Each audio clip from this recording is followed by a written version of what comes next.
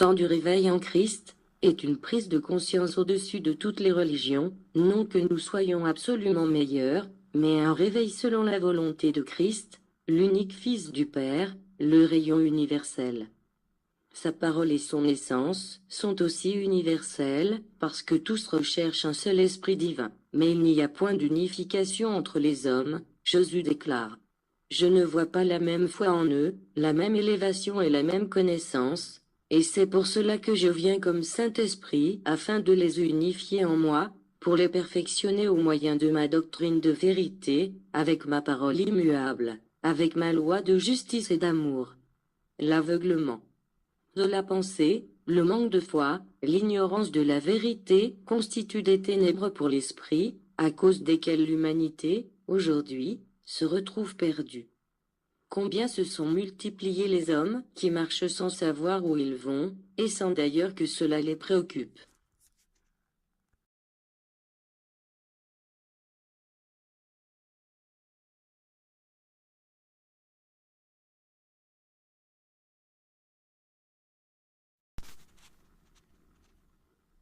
Avertissement aux professionnels de la critique d'autres religions.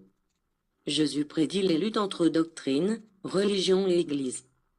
Lutte spirituelle préalable au royaume de paix du Christ sur la terre. Comme je vous annonçais ma venue, au cours du second temps, de même je vous annonce à présent la guerre de credo, d'idées et de religion, comme l'annonce précurseuse de l'établissement de mon royaume de spiritualité parmi les hommes. Ma parole, comme épée de feu, détruira le fanatisme qui enveloppait les hommes pour des siècles, elle tirera le voile de leur ignorance, et montrera le chemin blanc, lumineux, qui mène à moi.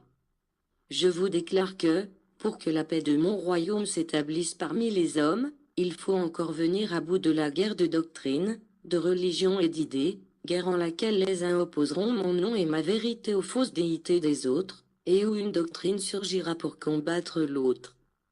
Celle-là sera la nouvelle lutte, la bataille spirituelle au cours de laquelle les faux dieux tomberont de leur piédestal et toute fausseté restera à découvert, celle que vous avez considérée comme la vérité.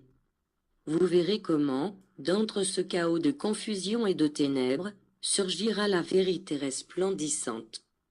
Le spiritualisme est en train de provoquer une bataille mondiale entre les idées, les croyances et les cultes.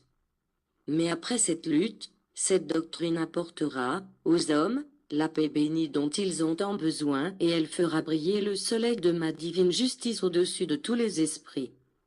Je vous prépare et vous préviens du moment où surgira la confusion d'idées, afin que vous puissiez vous libérer de cette lutte intérieure de l'esprit et de la torture de la pensée.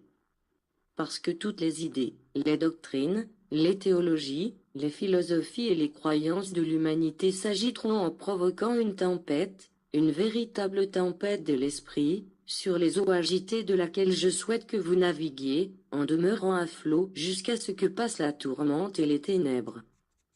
Pour sortir en avant de cette épreuve, je ne vous donne de meilleure formule que la prière et la pratique de ma parole, grâce auxquelles votre foi se sentira continuellement fortifiée.